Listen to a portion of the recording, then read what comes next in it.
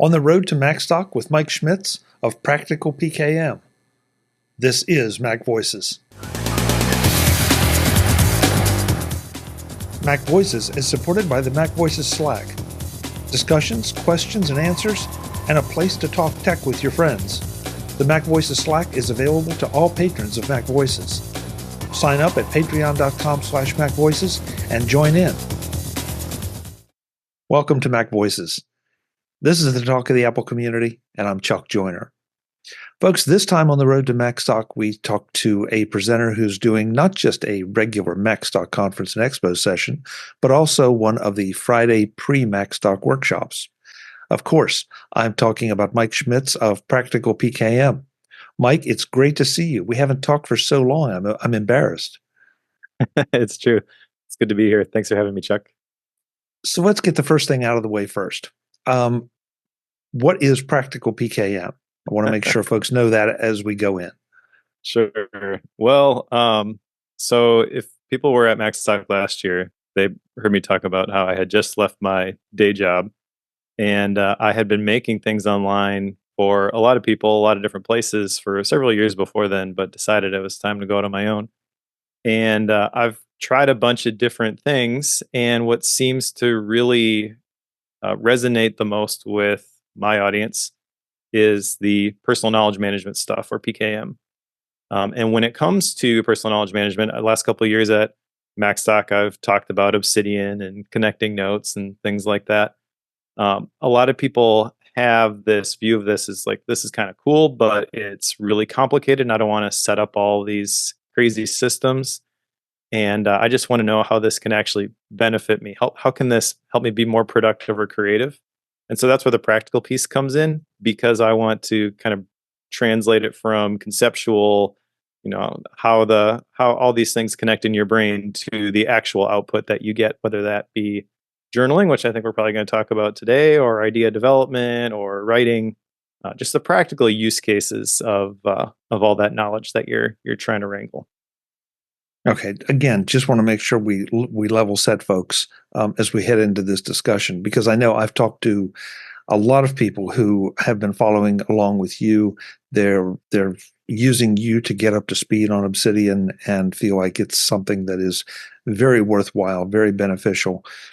Just like all the systems, you got to find the one that's right for you. But to have someone like you to help guide them through the minefield. Because we've talked about this before, as unfortunately, with power comes complexity. And so Yeah. you can't have a powerful system and flexible system and have it not be a little bit complex and therefore have a learning curve. Well, it reminds me of, I think Occam's razor: everything should be made as simple as possible, but no simpler.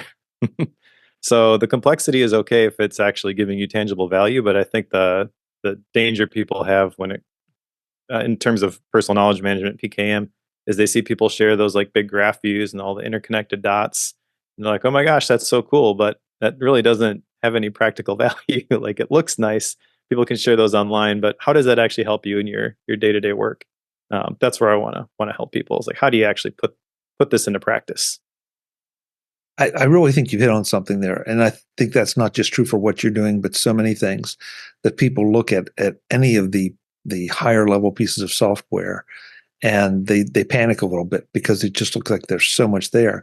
We just all forget that you start out with a few simple steps and keep on going. And then in a couple months, you too might have something that looks like that, but you will understand it because you built it and it works for you. Yeah, that's the key, is you got to know how all the things fit together. So like, I have a cohort that I walk people through. This is totally not the topic of my talk for Macstock, but I walk through what I call the PKM stack, where at the bottom level, you've got the information that you consume, and most people just consume indiscriminately. And that then affects the quantity and the quality of the ideas that they have, which is the second level. And then that ultimately determines what actions you take, whether those be tasks, projects, habits, routines. All of that ultimately can be traced back to the things that you consume. Everything that you create is downstream from what you consume. And I call that the intentional life, or the default life. But there's an alternate, which is the intentional life. And you start at the top with I call it the philosophy, but it's basically your vision and your values, But when you use that as a filter, it provides clarity to cut the things that don't move the needle, and then motivation to follow through and take action on the things that do. So you've got your vision and your values. You know how this stuff is useful to you. That helps you decide what you're going to engage in. That increases the quantity and the quality of the ideas that you have. And ultimately, even at the information level, you use that as a filter because you can see, oh, this is useful. I will consume this piece because I understand how this is like a mental Lego block that I can use to make something new. And you don't have the FOMO of, well, I better just consume everything because something in here might be important. I don't know what the heck it is. And this happens whenever we get together, because I'm fascinated by what you do and how you think and how you organize it. I always learn something. And so I'll use that as a segue into what am I going to learn from you this year at the workshop? We'll start with the workshop at Macstock. Sure. Well, I can grab one of those visuals for you if that's helpful. But the thing that I'm going to be talking about in the workshop is journaling. And journaling really is the reflection piece. So once you have those 4 layers, in my opinion, that journaling or reflection is the thing that helps keep you on the intentional tracks, because there's always going to be things that are trying to steal your attention. And hey, this is important. Pay attention to this right now. And you've got to have some sort of perspective in order to continually know what are the most important things to do. And I think journaling is one of the best ways to do that. So journaling allows you to kind of break away from the moment to moment and reflect on what happened throughout your day. And journaling means a lot of different things to a lot of different people. And that is one of the things that makes me a little bit nervous about this workshop, because what I want to help people do is kind of craft their own journaling workflows. There's some different principles that I think are important. So like one of the big ones is the difference between the gap and the gain. If you are a driven, goal-oriented individual, you probably set goals, you get focused on them, you achieve them. But then when you achieve them, there's this vacuum, you got to fill it with another goal. And even if you are able to consistently achieve those goals, what happens over time is that you never make enough progress as you think you should. So you measure where you are right now with where you think you should be, and there's a gap there. And that is very discouraging and demotivating. But there's another perspective here, and journaling really unlocks this, where you take where you are right now and you measure that against where you started. So when you've set up a journaling workflow, you can look back on the journal entries that you've made, the progress that you've made, and then that can be the motivation to keep going. So it's sort of tied to this whole idea of like your habits and routines are, in my opinion, more important than the goals that you set. The goals can provide some short-term motivation, but ultimately, if you just are constantly driving like that, you're going to burn yourself out. So a better approach is kind of learn to enjoy the process, and journaling can help you do that, especially if you incorporate some different elements to it. Like the gratitude practice is really important in my opinion. So I'll share examples of like how I've incorporated a gratitude practice into my own journaling workflow. And then I want to give people options. So like at the very basic level, there's Apple's Journal app on the iPhone, which makes it really easy just to get started and answer some prompts. A step up from that would be something like Day One, which is an incredible journaling application for all Apple devices. And then on the super uber nerdy side, I'll share my Obsidian-based plain text journaling workflow if people are interested in that. But the goal is that by the time we're done with the workshop, you've got your own workflow. You've identified kind of the key pieces that should be a part of your journaling stack, and you've got it set up so you can start using it. So I think you've answered part of this, but I'm going to ask you to simplify it a little bit. And folks that watch the Road to Macstock know we don't want you to do the presentation here. But I know a number of people who have talked to me about journaling, and their reaction is, yeah, I don't have time to do a diary, and B, that just feels like it's so 1950s, dear diary. And journaling is not a diary. Is that a correct statement? And can you explain why it's not a diary? Yeah, well, that's a form of journaling, but kind of the journaling that specifically I want to key in on from the workshop is what I call journaling for personal growth. And there's a couple important pieces to journaling for personal growth. It helps you shift out of negative thinking, helps you focus on what really matters, it helps you measure your progress. But in order to do that, you've got to have what I call the 3 pillars which is gratitude, reflection, and consistency. So we'll talk about the different puzzle pieces that you can put together that are going to check all those boxes, and that could be analog, writing in a paper notebook, or it could be any of the apps that I referenced.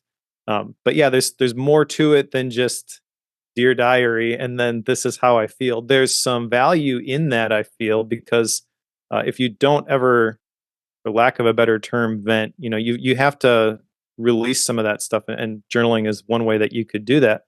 But the real benefit for me, I think, is kind of capturing some specific data points around what happened today and what I did today. And it's not just like this is my score on like what I actually accomplished. I'll talk in the workshop about how I actually feel like some of the prompts people use are counterproductive because they focus on the outcome instead of the intention. So really, all you're trying to do with your journaling habit is follow through on the intentions that you set, have some sort of markers so you can see how you did. And then that's not to beat yourself up because you're not achieving your goals fast enough. That's just so you can see where there are opportunities to maybe tweak some of the processes and the systems so that the better outcomes come over time. Really, what we want to do is disconnect from, I want to do this by this date. And we just want to create these systems that are going to allow us to, with minimal effort, show up, show up and take the desired action repeatedly. And then the score is going to take care of itself. Okay, and I love the way with everything we've ever talked about, and it's going to carry over to this workshop that you kind of start at a baseline and then build on that. And that's why I wanted to make sure, just the word journaling. I think again, some people they hear journaling and they visualize diary, and that's not it at all. So it sounds like it's going to be another one of those really great workshops. And your point about venting is so important. However you do it, whether you do it to someone or to a journal or some other maybe physically aggressive thing, it definitely helps to get that out. There's no question. So Yeah, that's you need the oh, pressure release valve. But again, if that's all you get from your journaling habit, like there's some value in that, but I think you're missing out on a lot of the real value of a solid journaling practice. And to be honest, I was nervous about this workshop. When I was talking to Mike, I threw out a whole bunch of ideas, and he's like, "Ooh, journaling. I think my dad would really enjoy that one." I'm like, "Well, okay, if you think people are gonna like it." The more I think about it, though, the more I think this is something that feels hard when you are getting started. And I know in the past, like I've had trouble getting a journaling habit to stick. And you look at people, "Oh, I've journaled in day one for 1,600 days, and it's been the best thing I ever did." And you feel like, how can I even get started with that? Well, there's different options. And depending on your personality, what you're looking to get out of it, maybe I can save people some of the trial and error. okay. I apologize. I've got to ask one question. I promise we'll move on. But we're talking right now, I think we've talked up to this point about daily journaling. Would a decent approach be to do, say, a weekly journal, or is that just is that it's probably not going to be as comprehensive or maybe as effective, but it also might get you out off the starting blocks. Hmm. Well, maybe. I mean, now you've got me thinking about all these other things that I could add to my workshop, honestly, Chuck, because one of the first things that I did several years ago in this arena was this personal retreat process, which is basically like quarterly planning. But a big part of that is reflecting on your journal entries. So specifically, my gratitude entries, my significant events that have happened, I just call those regular old journal entries, and then my wins, and then considering from that, what are the things that I should start doing, stop doing, and keep doing. So I do think that there are different time horizons for this. I personally don't keep a weekly journal. This is what happened this week. I think probably there's value in that, but the biggest friction point people have to overcome is like getting the consistency down. We want to provide enough in terms of prompts that you're getting some tangible value in the responses that you're collecting, and then over time you're going to look back at those and you'll be able to see some patterns and things that are going to kind of unlock some aha moments for you, and inspire, maybe I should tweak this or change this, or I don't really want to do this anymore and I'm going to make this big change, but it's not just this big emotional, I can't take this anymore. like you've got some quantified self sort of data, but it doesn't have to be crazy either. It could just be, like I said, Apple's journal app, they've got some great prompts built in there. It collects, this is where you were. Do you want to capture a couple sentences about that? Keeps it all private. But the big thing is just getting people to show up every day. If you just started with a weekly journal, I feel like you'd have the same trouble showing up weekly as you would daily. And if you miss a couple of weekly ones in a row, then you're basically done. So Yeah. I recommend daily at least at the beginning, just to kind of create that momentum. And then once you do that, once you have your first quarterly review, essentially, that's really when it sticks, because you can look back at, oh, now I see why I captured that stuff a couple months ago. This is awesome, but you got to have enough data in there to get to that point. Okay. Please make me a promise. Whatever you do, add what you want to your session, but don't change your session like Allison Sheridan did a couple of years ago after we talked, because then I won't be able to come to Macstock because Mike Potter will kill me. So Okay. just stick with what you got, because you got a great topic, and I'm looking forward to it. All right. So let's switch over though to the actual Macstock Conference and Expo session. That's going to be, I'm not sure if we even know yet what day, but bottom line is you're going to be on the Macstock stage talking about what this year? Talking about mind mapping. And there have been people who have done mind mapping presentations in the past. They typically tend to focus on specific apps. And I'm happy to dive into, how MindNode works. That's the one that I use. But I want to kind of tackle it from the workflow perspective, and how might someone actually get started with mind mapping. I had trouble picking, this or journaling for the workshop, but I feel like the if you walk out of a workshop with, this is what I'm going to do for journaling, that provides more value than, okay, now I know how to mind map. I feel like that is a little bit simpler to communicate, just kind of information wise. So really what I want to do is I want to talk about how you might start mind mapping. You download these mind map apps and they give you the template, you have the boxes, and they have the tutorials, and this is how you create a child node. This is, the different colors, capture images, all that kind of stuff. But it can be difficult to get to the point where your brain goes, oh, I'm stuck. I think I'll make a mind map now. So that's kind of what I want to leave people with, is some practical examples of how you might use this. I use mind mapping a ton. The primary way that I use it, and probably not the way that most people would use it, but I take all of my book notes in mind map format.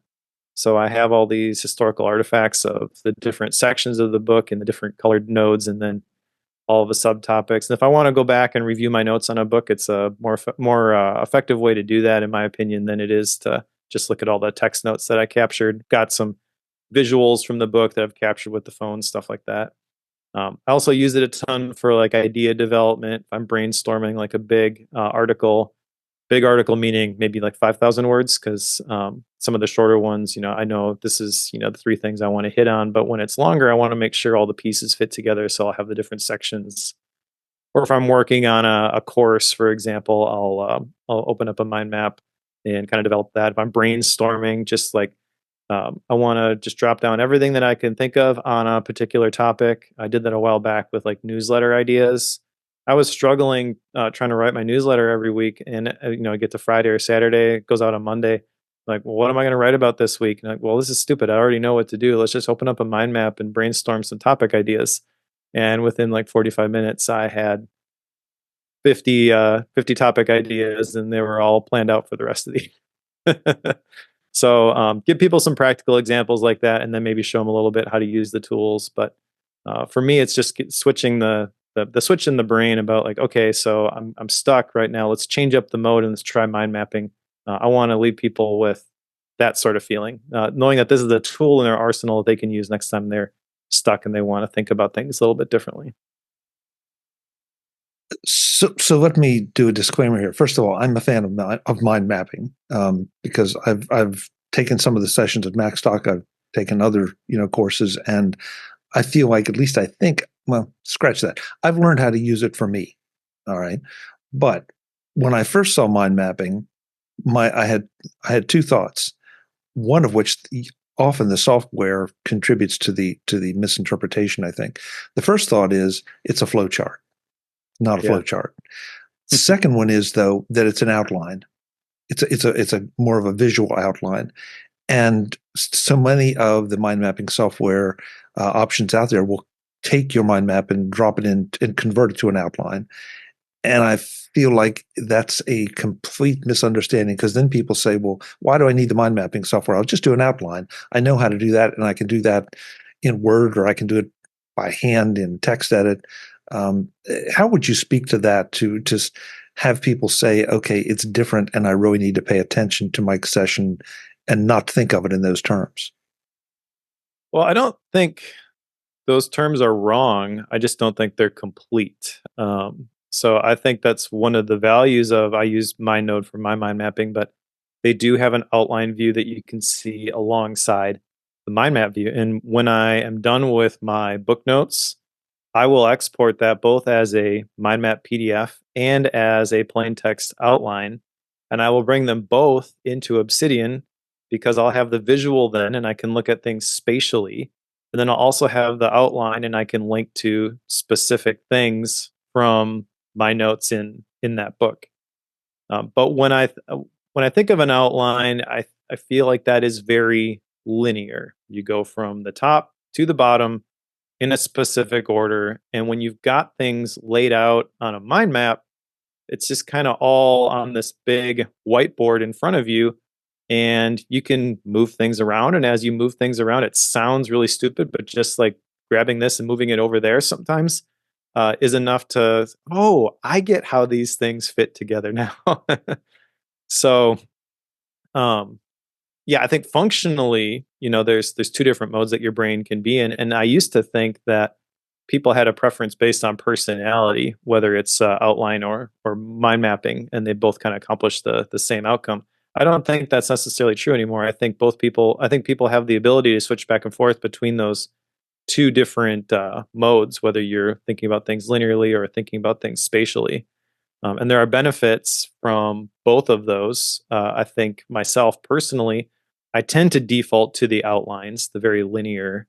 I'm just a very analytical, logical, systems oriented person. So that's my default. But I've learned to recognize, this scenario right now, the creative mode that I'm in would benefit greatly from thinking about this a little bit differently. And so being able to switch over to a mind map, I think can be powerful. And then a lot of people don't understand. I don't think the potential use cases for this. I mean, you could, if mind mapping clicks for you, there's a lot of ways that you could use it. I know people who use it for task management. I know people who use it for presentations. People who use it for financial planning, life goals, meeting notes. I mean, it's not just the brainstorming stuff, although that's primarily how I use it. That and the book notes, but I really want to just kind of advocate for people using this approach in their productivity and creativity workflows, regardless of the app that you land on. Like I said, I use MindNote. I think that one's pretty great. It gives you a bunch of awesome tools, and it's a really well designed app. The joy that comes from using these apps, especially when you're thinking about things spatially in a mind map, I think that's important. It helps you have better ideas when you're moving things around. And then also, I think the format, like the actual device that you use in terms of how you're working with these things, has an impact too.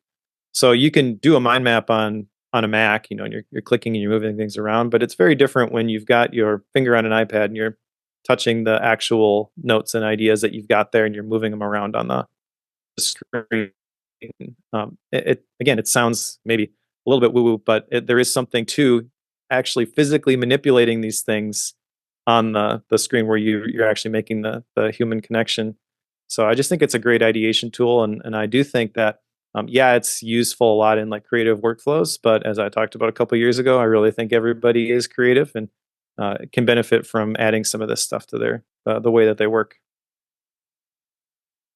I love I love the idea of sitting down and watching someone or listening to someone like you who has dug into some of these topics and thinking differently about how I use them or I might use them. That to me is one of the biggest values that I get from something like Macstock, that I'm exposed to new ideas, new ways of doing things, that maybe I'm already doing some of them, but I, could do so much more, or I could just do them differently and then figure out whether that's for me or not. And that's another key point. Unfortunately, we can't all do everything. So you have to find the things that work for you. No matter how many times we try, we can't. One thing we can do, though, is we can save you $30 on Macstock. How was that for a segue, Mike? Very nice. Mike Potter has given us, all the speakers, a code to take $30 off of a Macstock package. That's $30 off the 3-day workshops, as well as conference and expo sessions, or just the 2-day weekend proper Macstock Conference and Expo. Mike, your code is Mike Schmitz, all one word. MikeSchmitz. Perfect. My code is MacVoices. It doesn't matter which code you use. You can't stack them, unfortunately. So pick one and visit Macstock Conference and Expo and sign up, because we're going to have a lot of fun. As you can tell from my conversation with Mike, I'm looking forward to his sessions. I always do, because he forces me to think. And that's one of the best things about Macstock. On top of having just a lot of fun meeting our friends, both the friends we already know that are old friends and the new friends that we haven't met yet. It's always going to be a blast. Yes, it is. So, looking forward to it. Yeah, Mike, I know, you've been a speaker now at a number of Macstocks. I've lost track. Yeah, I have been speaking since, the first year, which was kind of like the trial run. I just drove down and showed up because I was ready to go to Macworld when it got put on hiatus, and it's about 3 hours south of where I live. So I wanted to go check it out. I sat next to Don McAllister and really enjoyed that first year. The next year, I say I weaseled my way into speaking because I really hadn't done anything. And I emailed Mike and I'm like, hey, I think I could talk about OmniFocus. And he's like, hey, sure, why not? We'll give it a shot. I have spoken every year since then. See, that's how it happens, and you say you sat beside Don McAllister. That's the other thing. Everybody's approachable. Everybody's available. It's not like the speakers are sectioned off into another area and then just walk on stage and then walk off. Everybody's there for the weekend, from breakfast through whatever time everything wraps up at night, which sometimes can be very late. So please come and join us. We're going to have a ball. And again, Mike's code is Mike Schmitz. Mine is MacVoices. Use those codes to save just a little bit of money, but please get there. Mike, I'm looking forward to catching up, as always, in person for a change. We'll see you in Crystal Lake. Sounds good. Looking forward to it. Folks, I'm Chuck Joyner. This is MacVoices. We are not done yet with the road to Macstock, so keep watching. You'll learn who's going to be there, what they're going to be talking about, and why you should attend. As always, thanks for watching. Visit MacVoices.com for show notes and to connect with Chuck on social media. Get involved in our Facebook group or like our Facebook page, and get more out of your Apple tech with MacVoices Magazine, free on Flipboard and on the web. And if you find value in it all, consider supporting us through either our Patreon campaign at patreon.com/MacVoices, or by making a one-time donation via the PayPal link on our front page and in the show notes of each episode. You will join these fine people who help bring you MacVoices.